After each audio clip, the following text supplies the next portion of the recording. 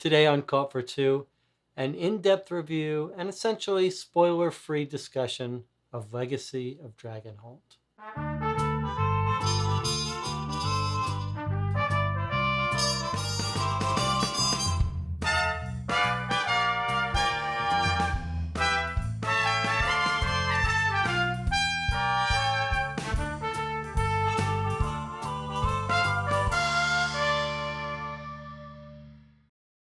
This is going to be a long discussion. There'll be timestamps below if you want to jump around. And if you're just interested in bottom line information about whether you will like the game, you might watch my short before you buy video for Legacy of Dragonholt. Let's start by going down to the table and get a quick overview of the game and how it plays. Legacy of Dragonholt is essentially a deluxe choose-your-own-adventure storybook in an epic campaign format. It supports 1 to 6 players playing cooperatively, but is essentially a solo game, and the smaller the player count, the better.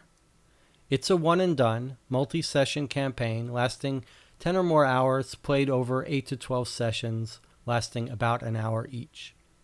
It has a recommended target age of 14 plus. Most of the game is suitable for children of any age, but there are occasional scenes of violence and death that may be upsetting to some small children. It was designed by Nikki Valens for Fantasy Flight Games and published in 2017. Players are encouraged to role-play the game and start the campaign by creating characters, which include choosing a race, elf, human, orc, catfolk, dwarf, or gnome, a class, bard, brawler, knight, sage, thief, etc., and 5 to 8 skills from a list of 24 or so, which must overlap your race and class abilities, and which also determine your maximum stamina health points. Gameplay consists of reading a section of text from one of 6 booklets and then choosing from a multiple-choice list of actions to take next. Based on the chosen action, the player party will be directed to the next section of text to read. Some options are only available when the active player has a certain skill, and some outcomes will depend on whether players collectively have a specific non-exhausted skill available. Players always travel together and make decisions together, but for each paragraph, one player must be chosen as the active player, flipping their activation token to the used side. Activation tokens ensure that each player takes a turn at making final decisions and utilizing their skill set. Only when all players have taken a turn being the active player may they flip their activation tokens to refresh their skills. Solo players do not use the activation token mechanic. Each player has stamina health points that may become depleted during combat and exertion. There is no player death in the game, but when a player loses all stamina points, they must begin disabling their skills, reducing their options. The player party may also acquire gold during the course of the adventure and use that gold to purchase items for use or acquire experience points which can be used to add additional skills. The campaign is structured around the village of Dragonholt and the large village book of paragraphs, where you will spend most of your time. You will spend 7 days there, 7 game sessions.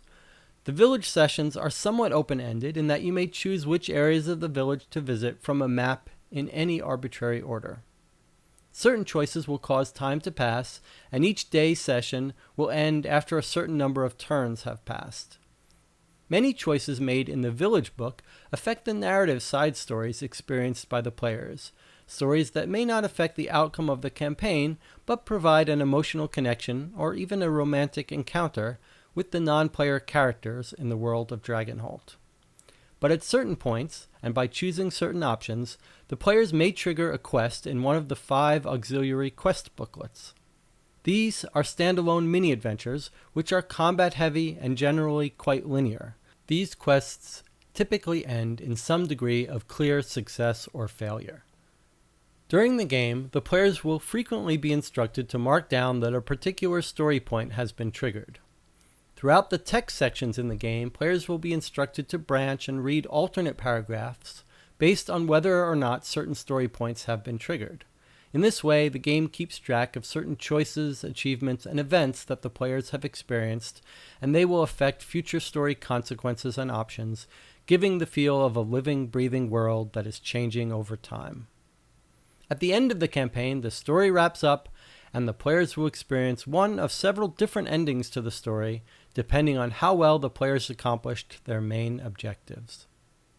So let's talk about components and production quality. It's actually quite high.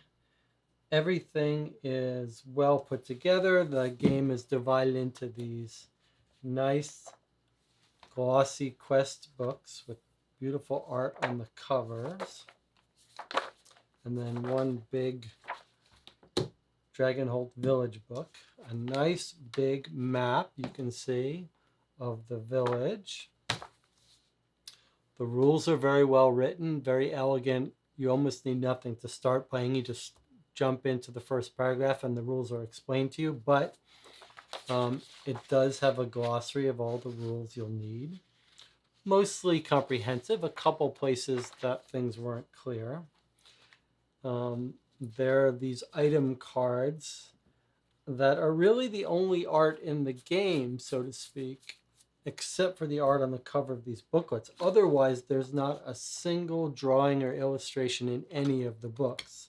That's really one of the glaring things missing from the game that it would benefit from some additional artwork. But everything's of high quality. There are a couple little extra accessory props, you might say. There's this little letter you get, a little journal that you read, but again, all text, no drawings. And then there's this character creation booklet that walks you through. I guess there's some art in this booklet to sort of put you in the mood for role playing your character. Most of this stuff is just flavor text, but there actually is quite a bit of art in this booklet. This is the booklet where you describe your character, and it just sets the tone for who you are, which is needed because there's not much of it in the game other than this initial step where you build your character. There are these little sheets for you to write out your name and your race and your background. After that, you'll be mostly invisible and have no personality once you get into the game, but you're encouraged to roleplay your character. The writing, there's a huge amount of writing. This is essentially a book here of writing. And for a genre that's notorious for having typos and errors, it's remarkably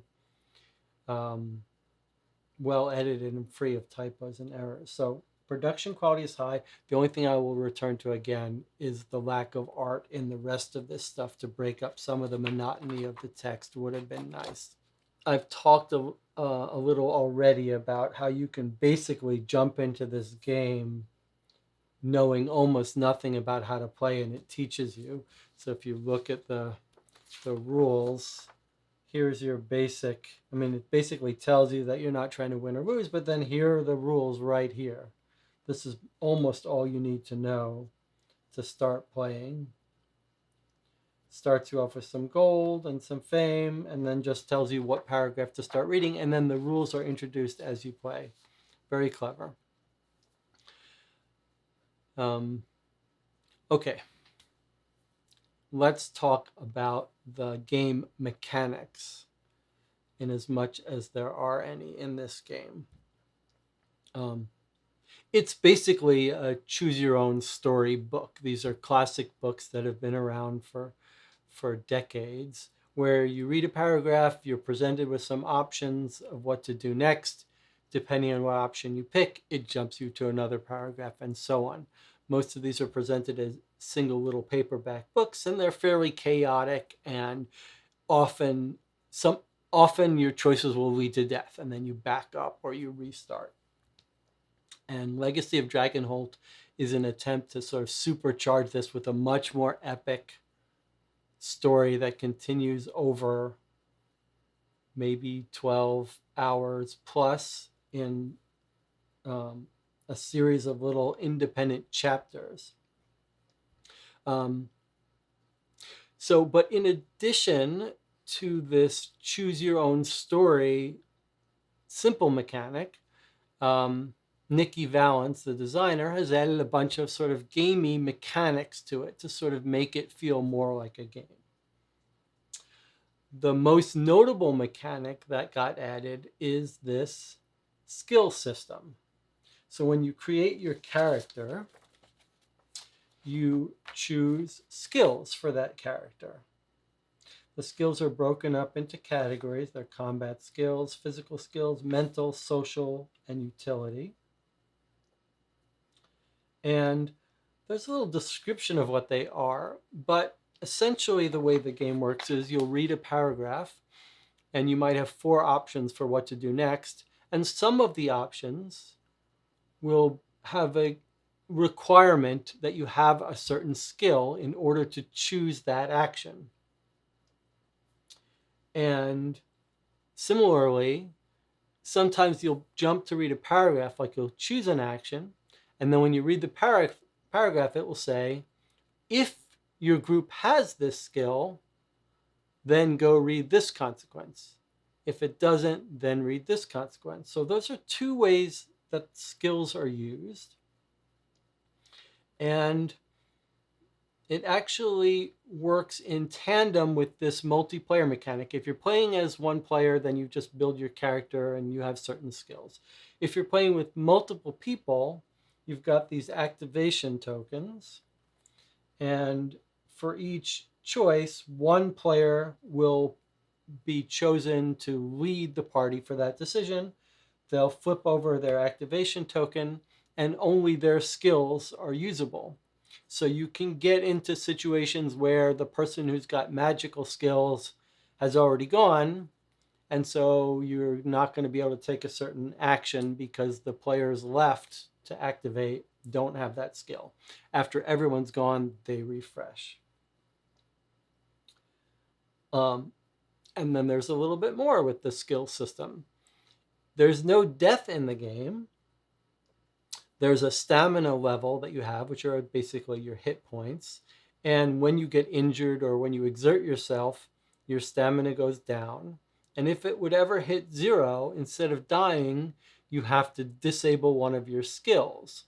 So there's a tiny bit of strategy in terms of choosing what skill to disable. And then when you heal or at the beginning of the next day, generally it'll say you can re-enable one of your disabled skills. So that's the key little gamey mechanic that got added to this system. I'll talk about some others in a second. So the question is, does it work? Does it make it feel more like a board game, a tabletop game, or a role-playing game than a standard choose-your-own storybook? So in one sense, yes, it does work. It does make you feel more invested in designing your character, sitting there trying to say what would be a good mix of skills, or maybe if you're going with a party, a group of players, you might focus one player in one set of skills and the other. And there's some real satisfaction when you get to a paragraph and you're like, oh, I do have this, so I can do this cool thing that I wouldn't have been able to do otherwise. Or a little bit of angst when you're faced with the situation where like, I really wish I could do this, but I can't because I don't have that skill. So emotionally, it sort of succeeds. And there's a little bit of gaminess because there are ways to upgrade your skills, and you might say, oh, I should try to go for this skill because it will help me in this area. So in one sense, the skill system does work. However, I think if you scratch a little bit beneath the surface, it doesn't quite work. It starts to fall down.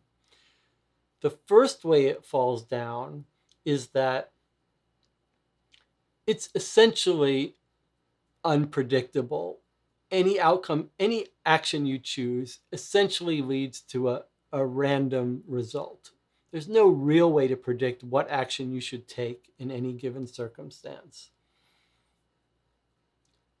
So whether you have a skill or not, that doesn't solve that problem.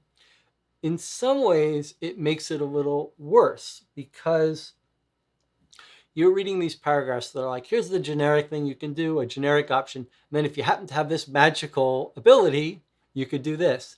Well, when I played it, most of the time, it seemed like the thing to do was to pick the action that depends on a skill. So if you're reading down and you find the one action that some people play couldn't take, but because you have this special ability, because you can craft things, because you're a good thief, you can choose this action. It almost removes the consideration of what actions to take. You just take the one that's locked by a skill. And there are even cases where that's worse, where you have some item, then all of a sudden you get to a choice where if you have this item, you can do this thing. You almost always just do that item. Now, the game could have been designed more in a more tricky way where you were punished for picking options that you had a skill on because they were still bad options. But the game doesn't really do that. And because as a whole, options are unpredictable, outcomes are unpredictable, there's no real logic for picking actions. So whether you have the skill or not, there's no way to anticipate what skills are really going to be useful in a certain circumstance or in a certain quest. So it feels, in the end, much more just like a flavor addition to the game. What else has Nikki Valens added to this system in terms of game mechanics? There is a little bit of upgrade system. I think, let's see, is it on the back of this one? No, it's on the back of this one. Okay. So you've got these different areas: academic studies, social practice, combat training, spiritual meditation, and physical training. So occasionally you'll read a paragraph and it'll say, tick off 2 boxes on the academic track.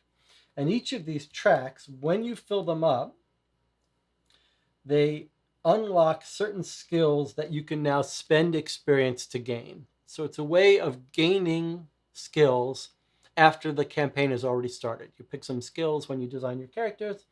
These are ways for the players to add skills.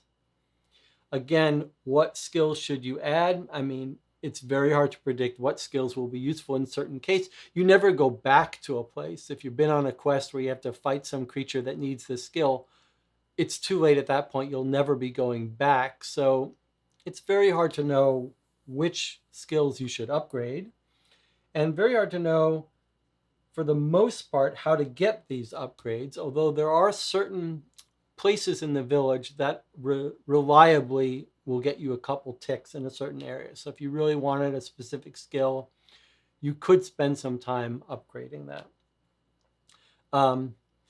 There are these other tracks here. I guess it's just the one, heroism. And this works a little differently. Heroism you would gain by doing certain things in the story, and they don't unlock skills, but they get you experience, which can be used to unlock skills, or they can increase your maximum stamina, or your fame, which is really irrelevant to the game. It just might make you feel good at the end. None of these are negative. They're all positive. The heroism stuff is completely unpredictable. You'll never know a place to go to increase on your heroism track. You'll just occasionally come back from some quest and it'll say to mark a couple points there. So these are all basically of the same flavor, ways to add a skill, which, as I've talked before, is fun, but hard to put any logic or strategy behind it. And in addition, I'd say that one of the little bit of conflicts with these upgrade tracks is there's very limited time in this game. And so when you choose to go spend time upgrading your skills, you're choosing to waste time that you could be exploring or experiencing the story. So there's a little bit of tension there. Let's talk a little bit about another game mechanic, the idea of items that you can buy or find. So there's this nice prop deck of items. They're lettered from A to T, and occasionally you'll read a story that says, okay, you've gotten item C. Go get it. So you go get it from this deck. You put it in front of you. They all have nice little pictures on them. It's the only place that there's some nice art. And most of them, or maybe half of them, will basically say, while you have this skill. Okay, so they're proxies for skills. Some of them are just abstract symbols. So you could find some item and then it might just be a jar of something. And then there'll be other places in the game where it says, hey, if you have the jar, you can choose this item. And that would be a way for you to use this. And the items are fun. I mean, it's fun to get an item. It's always fun to read a paragraph that said, hey, you've got this new item, go get it. Sometimes you can go to a place and buy an item, and then if you spend the gold for it, it tells you to go get it. And occasionally you've got an item that you can use at different places. Usually it's just a one-off use. So you could decide, do I want to use it in this way? Do I want to use it to craft something? Do I want to consume it? Those are fun moments. In fact, those might even be some of the most enjoyable moments of the game because you know you've got this precious item you can only use once. How are you going to use it? Although, like you'll hear me say with most parts of this game, it doesn't entirely work. For example, there's some items that you've got multiple places to use it, and you could either carry it around forever hoping there'll be another place you could use it, or you just use it and then later you found out, oh, I should have held on to it. And it's a campaign that's spanning 10 or more games over 12 or more hours, and it hurts when you use something and you should have kept it. Or there are places where you buy something and you spend a huge amount of money and you buy and you look at the item and you're like, I don't want this. This is useless to me. Upgrade tracks are similar. It's very common in this game to go through some whole effort and be told, oh, guess what? Upgrade this track that you're already maxed out on. So it was totally useless to you. Didn't help you at all. There's lots of that in this game. There's lots of occasions of doing something and being like, wow, I went to all that effort and I shouldn't have done it. It does not help me. Either there was a better thing for me to do or disappointment in the reward for some action. Okay, another mechanic that's a little more successful is the time mechanic. So gameplay is split over chapters. Each of these little mini quests, which are basically sort of combat heavy quests, most of them or all of them, these are fairly linear and sort of exciting and fast-paced. But then you'll spend, and those are sort of, you do them all at once, that's a chapter. And then you'll spend a bunch of days in the village, which are much more laid-back days where you can sort of choose where to go. But everything is timed. So you only have a certain amount of turns in each place. And if you look at Dragonholt Village, it's not actually turns. You aren't told you have 5 turns. You're told you have, well, in this case, you can see most of these days give you 8 time blocks. Some are a little shorter. And they're set up as sort of checkboxes. And you'll be reading these text paragraphs, and only occasionally will it tell you, mark that a time passes, right? So if you do something, so lots of actions are free and some actions advance time. And then while you're reading, it might say, well, if it's day 2 and 4 or more time have passed, read this paragraph. Or you go to a place and it'll say, if it's day 1, read this. If it's day 2, read this. If it's day 4, read that. If it's past 5 p.m., the place is closed. So it creates this kind of living, breathing world where time is passing. And that works. It's a real accomplishment that so much text was written for this game and so many different paragraphs were written for all of these different places depending on the day and time. And it really does give you a feel that this is a living, breathing place. It's fun to go back to the place and see, well, how does it look different now? What are they doing now? Um, how has this person changed since I was there because I know this event happened? The only everything in this game that I talk about positively has a little section. So the only part where this sort of falls down is that there are several times in this game, several places in this game, where you'll go someplace and it'll say, "Oh, you're here too late. It's done. It's over. You can't do it anymore." And some of those are completely out of the blue. You'll be like, "Oh, I wish I had gotten a better hint that I should have gone there before this time ran out. Like I thought I had more time to come here and I don't." And sometimes the consequences of missing out on something can be quite substantial. And it's a little bit of a bad taste in your mouth that you missed something that you cannot go back and do. You're only going to play this game once and you've missed it. You've missed your opportunity and you wish someone had told you, hey, you better hurry up and go do this before time runs out.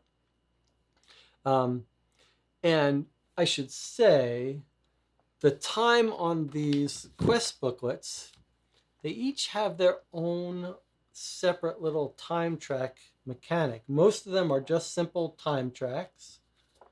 You can see these three have just pure time tracks, different amounts of time. And then some have a time track and a progress track that you're trying to achieve the progress track before you run out of time. But they all have a very tangible feeling of a race and a deadline. And that works. That does give you this little pacing and excitement and concern. Like you can see you're running out of time. You never know quite when an action you're taking is going to make time tick by faster or how much progress it's going to make. And there were a couple of gameplay sessions that I had where it was just by the skin of our teeth that we accomplished the progress track before the time track ran out. And when that works, it's quite satisfying. Okay, what else in terms of mechanics? I talked about the stamina versus death cleverness, where you run out of hit points, stamina, and instead of dying, there's no death for the player in this game. Instead of dying, you just start disabling skills. And it works. It's a motivation. It does keep you motivated, wanting to make the right decision because you don't want to lose your skills. How significant it would actually be if you lost some skills. Debatable, but psychologically it works. However, as a whole, looking at all of the game mechanics and the general mechanic of picking a paragraph, there is no real strategy, planning, or deduction going on in this game. You are reading these choices and you could make the case for any of them, and any of them could lead to something wonderful or something terrible. It is very hard to anticipate, and there's no way to deduce what action you should take in any given circumstance. The game does sort of tease the idea that there are mysteries going on. There are puzzles to solve. There is actually one little puzzle in the beginning. But they are almost all non-important, non-followed through, and non-consequential. And there's almost none of them. So you almost feel like the game sets up that there are going to be some mysteries to unravel, but there really aren't any. And that's a huge miss in the game and a huge disappointment, especially if you're coming at this from someone who likes those kinds of mysteries. Interestingly, there's no randomness in the game. There's no dice rolling. Everything is dependent on what choices you pick. No randomness. But as I said, the outcomes of your actions are essentially unpredictable. So as far as you're concerned, it's random. What happens is random. So not explicitly random, but for all intents and purposes for you, you're going to experience it like a random event. Okay, let's talk a little bit about the multiplayer nature of this game. Most choose your own adventure books are just made for one person reading. This is essentially a solo game, and many reviewers have said that they think this is better as a solo game. But it does have this little mechanic of these activation tokens designed to support multiple players, and it's clever. It's clever. I can't really comment on how successful it is because I played it solo. The general consensus seems to be that this game is better with fewer players, maybe two, maybe three at the most. It would be a bit painful to play with 5 or 6 people. There just isn't enough to do, and it's so reading heavy that the logistics of reading the different sections would get a little tiring. Okay, that's mechanics. Let's talk now about pacing, the general experience and exploration, the feeling of being in this story. I would say overall, the pacing is quite uneven. These small quests, as I talked about, are for the most part combat heavy, exciting, fast paced. Those were the more enjoyable to me. They're sort of like, here's a little excursion in a totally different environment with totally different enemies or obstacles and events. They feel compelling. The village is much slower, much more text heavy, visually descriptive, and with big chunks of time that are sort of feel slow, feel drawn out, feel a little monotonous and repetitive. You'll be going to the same places over and over again with just a little bit of flavor text changed. And it's a slow, sort of happy world that you're in with not much going on in the world. And I would say I occasionally felt like there were bursts of interest and then long periods of downtime. And it might have been nice if it was staggered more, if it was scheduled more so that there wasn't so much downtime all at once.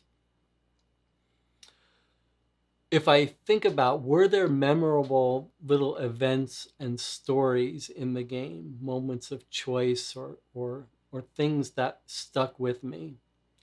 Maybe a little bit in some of the quests. There are tiny little moments, but not substantial. You know, we've talked about on this channel before this.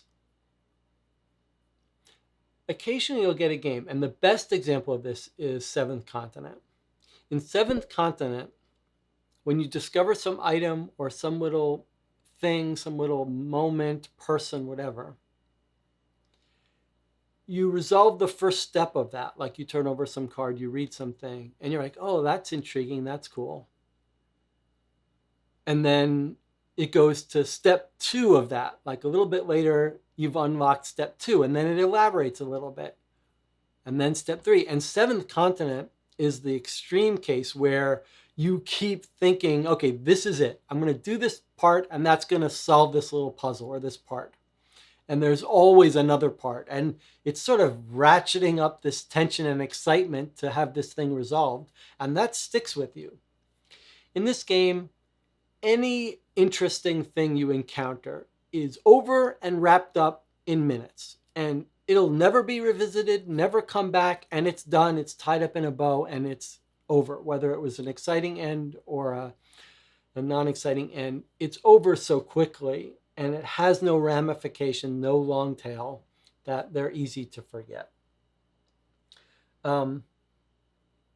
Most of the sort of the feel, the tone of the story in the game is very young adult, adolescent, utopian, happy little place.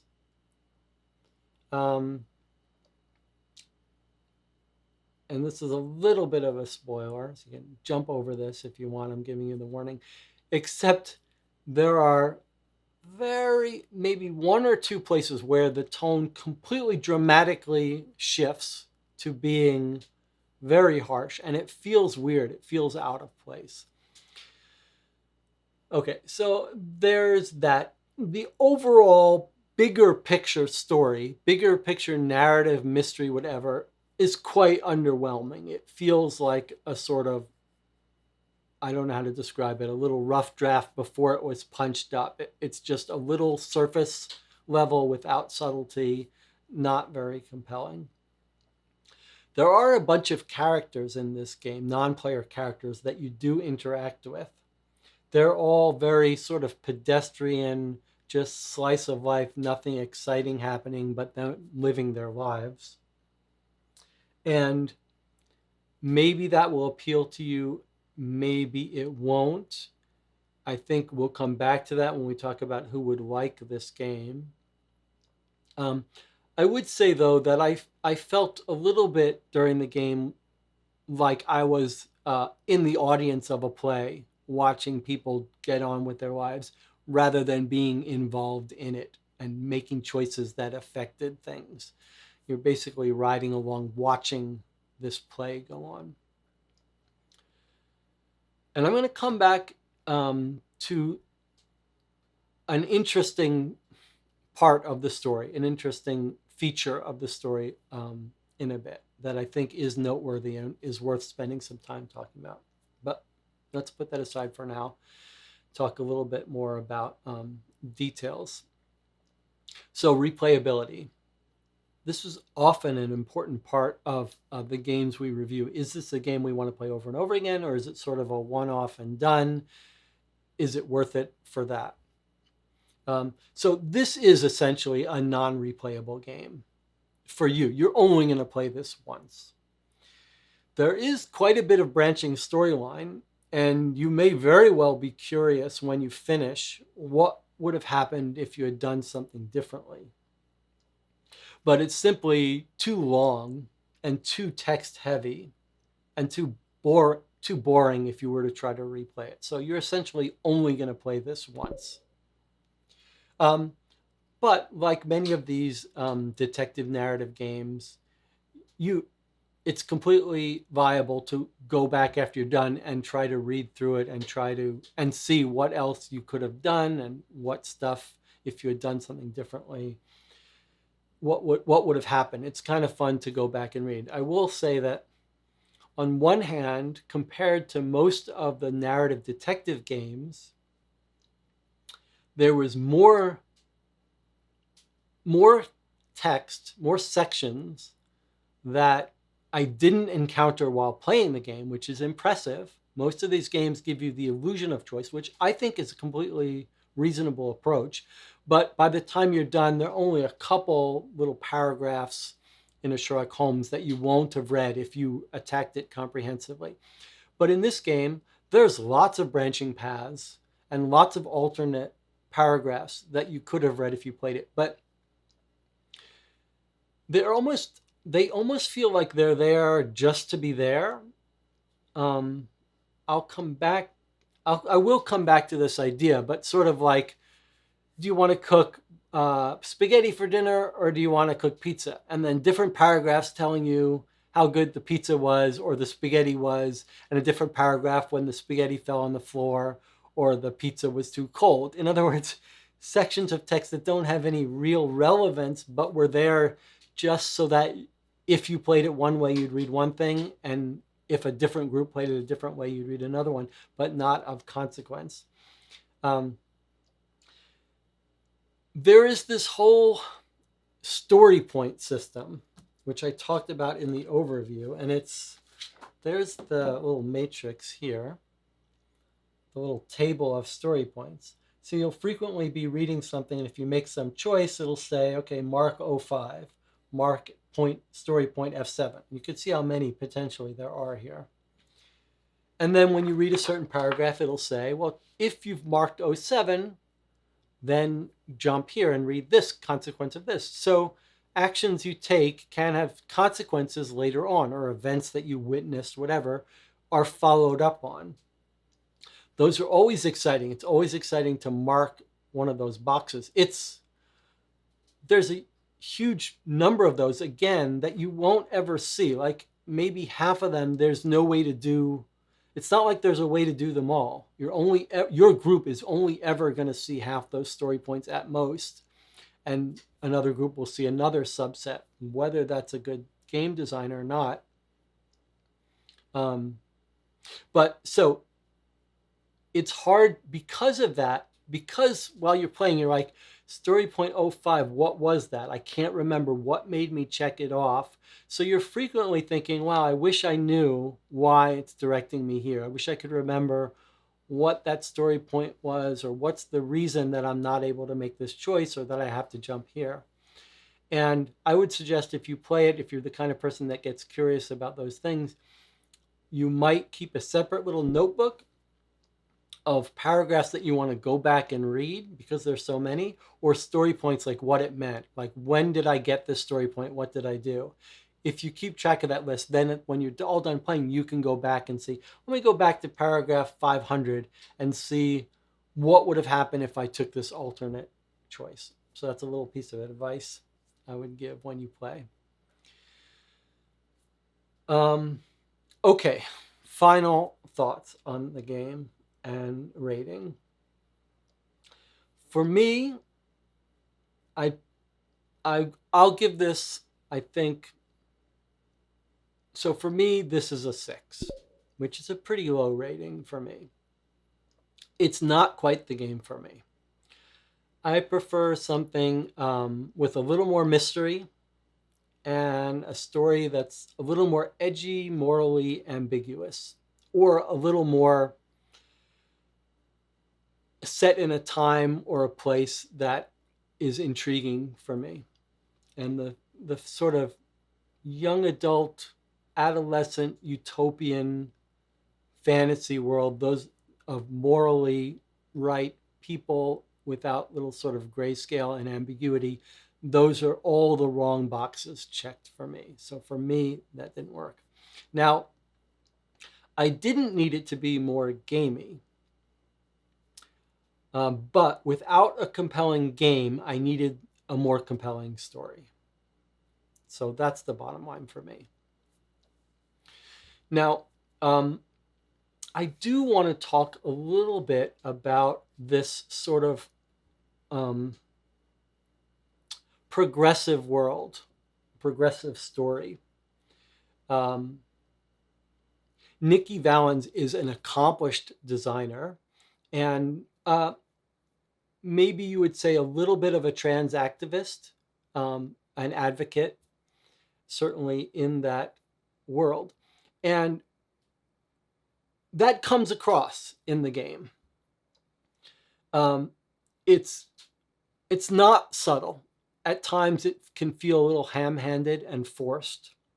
It's not controversial. It's not going to upset anyone. But it does sort of permeate the game a little bit. Now, I will say this. In some sense, that was the interesting part of reading this story for me. I mean, you're reading this game. You're just reading. You're doing dozens of hours of reading, and for me, the potential of encountering a sort of little political subtext or specific political social commentary was interesting, and I would have liked to see more of it. Leaving aside whether you agree with the material or not is irrelevant for me. It just would have made for a more interesting story if that was sort of followed through even more. And I would like to see more opinionated writing in games, in these games with narrative. I'd like to see more opinionated regardless of what your position on any of it is, more social, political commentary in the stories of games. I think that's a fascinating aspect of board game design that we're hopefully going to see more of. And that would have made it more compelling. I would have liked to even see more of it. It would have been more interesting. Okay, so who is going to like this game? Who is this game for? So as I was just alluding to, if that's what you like, if you're a fan of the young adult fiction, sort of fantasy, utopian, I would call it a more straightforward sort of fairy tale world, especially if your leanings are progressive, diversity, inclusive stuff.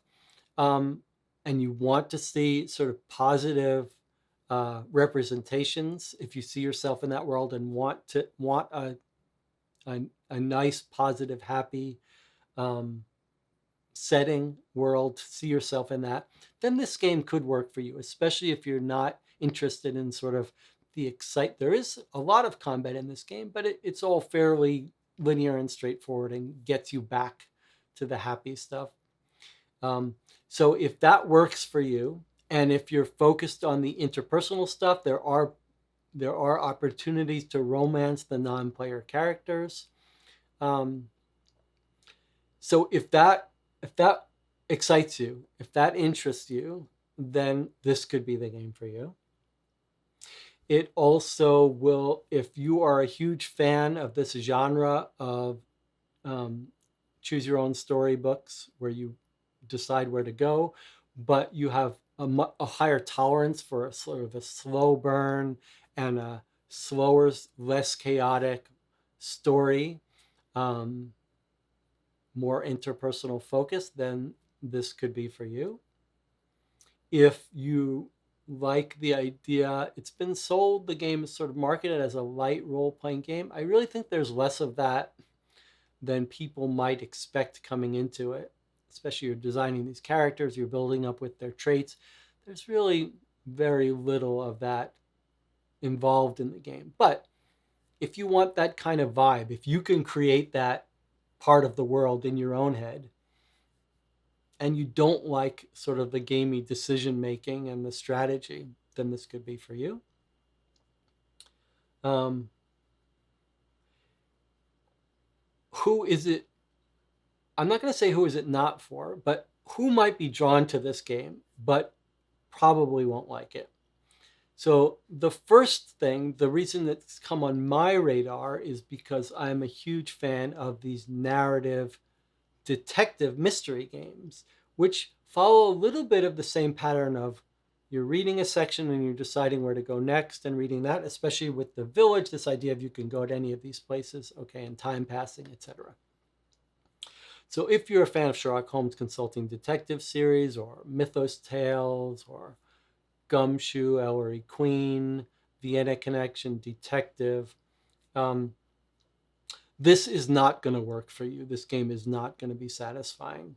There simply is no deduction, no overarching mystery, no puzzles, no point in trying to figure things out. There are tiny little allusions to mysteries, but it's nothing that you'll get rewarded for figuring out and nothing that will be satisfying to figure out. It's also, and this was the biggest surprise to me, it's also going to not work for people who were hoping for morally, psychologically tough decisions and consequences and narrative branching based on moral choices or psychological choices. And for me, this is something I've been harping on for a long time in game design, that you don't have to make, you can trade off the gaminess of a decision for the psychological weight of a decision. And there's almost none of that in this game, which was a huge surprise to me. I expected there to be many places in the game where you would choose help this person or help this person, or do this and let this person get injured, or do this and let this person get injured, and psychological moral trade-offs, or sacrifice yourself to help this person. Tough choices where you're like, well, what would I do in this case? Or or how am I going to live with myself if I do this and not this? But the game is much more heavy-handed, much more morally forcing than that. You almost always know what you should do. There's only a track for heroism, so the game is really pushing you not to do bad stuff, to always choose the morally upright thing. There are tiny little places where you can deviate from that, but you're almost always punished right away for that. So that, if you're looking for that sort of adult moral ambiguity, you are not going to find that in this game.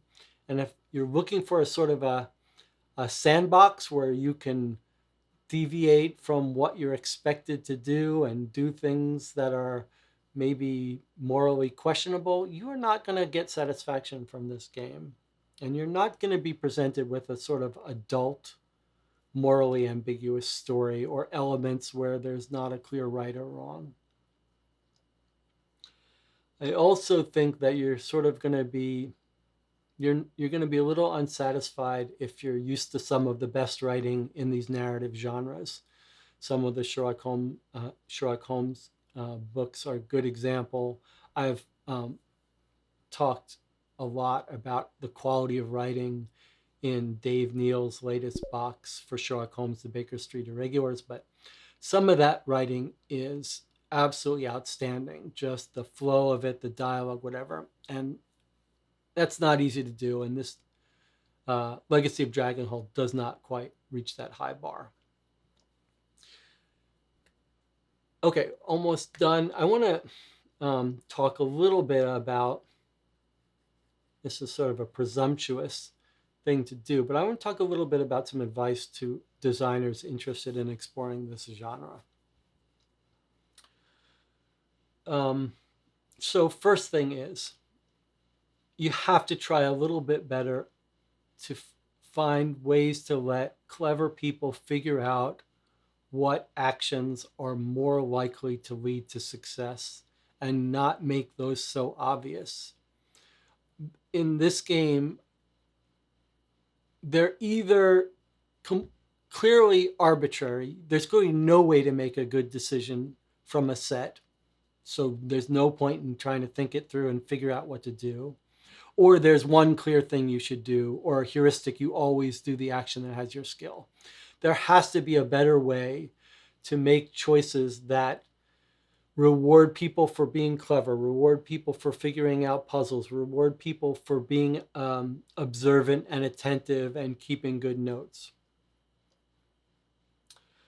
There have to be, especially with these, with longer campaign style games, which, you know, the ambition of making these long campaign games is so praiseworthy, and I'm always compelled to try these big long games, but there has to be a better design of the overarching mystery and unresolved leads and little subplots and mysteries. There has to be a better way.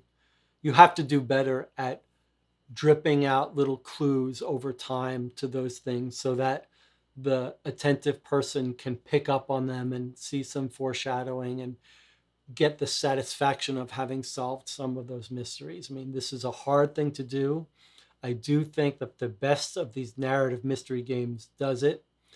And if you're making a game like this, even if it's a role-playing game and not meant to be a mystery solving game, there has to be better pacing of plot and dripping out of information that compels the player, the reader, forward. Randomness. Okay, so here's a game that has no randomness at all. No explicit randomness, no rolling of the dice. And in some sense, that's admirable. I mean, it's a cool feature of this. I guess most of the choose your own adventure storybooks don't have that either. But I would say that you don't want a game where you roll the die and the die tells you what action to pick, and that sends you somewhere. That kind of randomness is no better than the randomness that comes from not being able to rank any of your choices.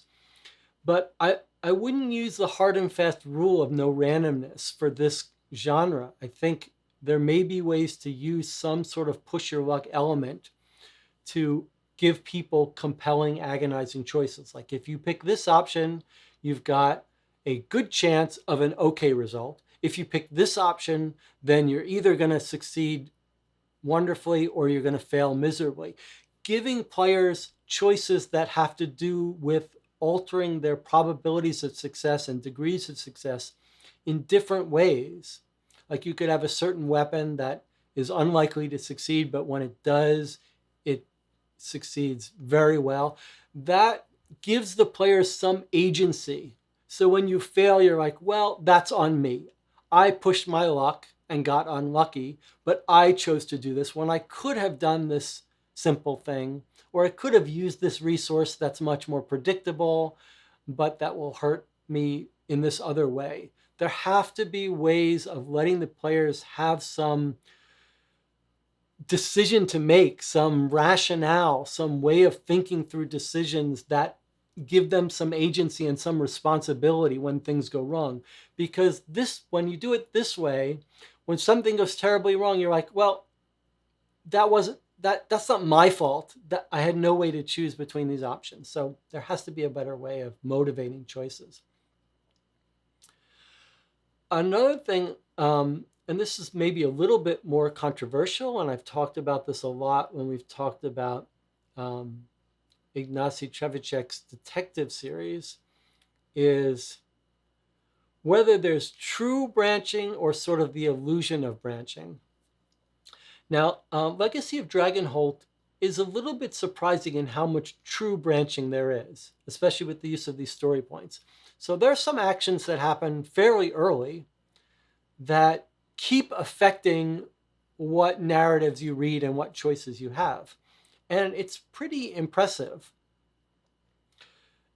And I think maybe more than most games of this genre, if two groups play it, I think they're likely to see quite a bit of different paths. They're quite likely to go on different paths in different orders and see different pieces of the story unfold.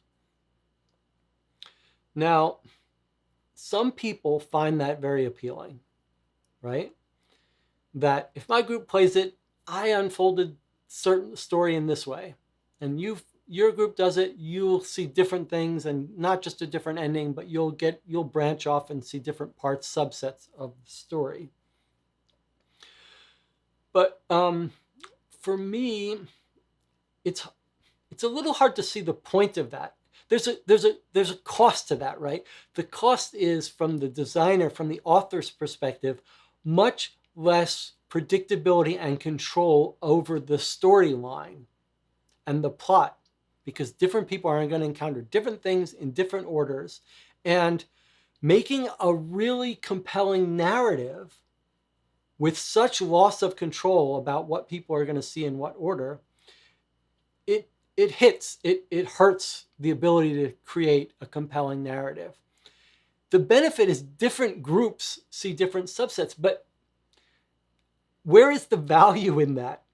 If your group is only ever going to play this once, and it's not really a replayable game, where is the value for you that you saw a small subset of the game, whereas another group saw a different subset? There's no real value to you. Unless you get enjoyment out of the two groups meeting and talking about how they saw things differently, there's very little actual value in that. So from my perspective, better to create the illusion of branching different branches and lean more towards a compelling, controlled narrative. Except the exception to that rule is for moral, psychological choices. That's different. You can have a game where at the midway point, you have to decide, do you kill this person who you've caught doing something bad, or do you set them free? Do you let this person die so that this person can live, or let this person die so this person can live.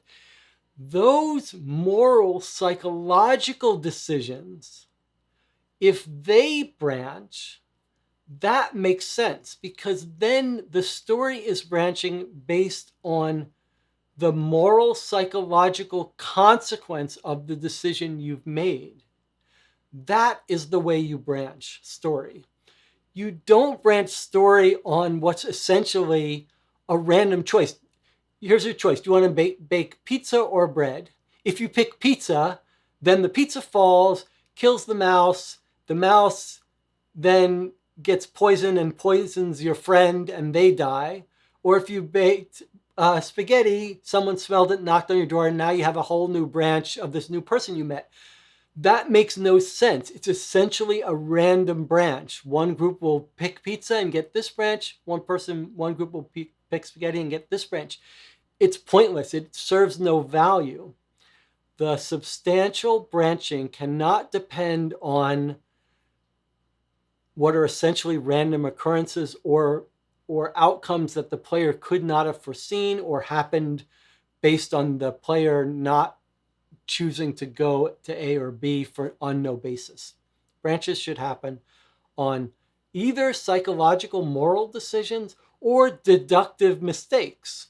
If the person is able to figure out this, then they could have gone down this path. But if they failed to, they go down this path. Those are all for fair game. And that's the biggest miss for me in Legacy of Dragonholt, that there weren't those moral, psychological choices for the branching, that the branching was essentially random. Okay, let's wrap up. Similar games, if you're intrigued by this genre, certainly if you've not played them before, the choose your own storybooks, you can get them in most bookstores. There's a huge history going back many decades. You can pick these up. They're fast, they're quick, they're funny, they're chaotic. They're just enjoyable little snacks. There have been some attempts to gamify those kinds of books a little bit. There's a series called Choose Your Own Adventure. There's, I think, two different games in that genre now. They're fairly recent, 2018, 2019. House of Danger and War with the Evil Power Master. These are books. They're books, but there's extra stuff. There's some items, some cards, and maybe some dice rolling and stuff. If you want to venture a little farther afield from the Choose Your Own Adventure paragraph reading stuff, you might try Ryan Laukatz's series of games, which are much more games. There's a real game there, but there's also paragraphs to read and stories to unfold. And his very recent game, Sleeping Gods, which is over there at the edge, has a campaign feel and a continuing narrative and story added on to a real gamer's game. So that would be, if you want a sort of epic campaign, long storytelling component game with a real game, that would be a good choice. Although, again, it's slightly afield of this genre, which is all about reading, which this is. Then, of course, I've already talked about the detective mystery narrative games like Sherlock Holmes Consulting Detective. I mean, if you haven't played those and you're willing to do a substantial amount of more work in actually trying to figure things out, those would be great choices, especially if you like that that setting of going back to the 1800s England. Or you could try Vienna Connection, which is much more heavily story-based, Cold War spycraft. But again, those require a lot more from you in terms of figuring things out and keeping notes and stuff. There are also a couple more choose your own adventure style books. Fighting Fantasy series, which was a little more Dungeons and Dragons-y combat with some extra stuff where you roll dice.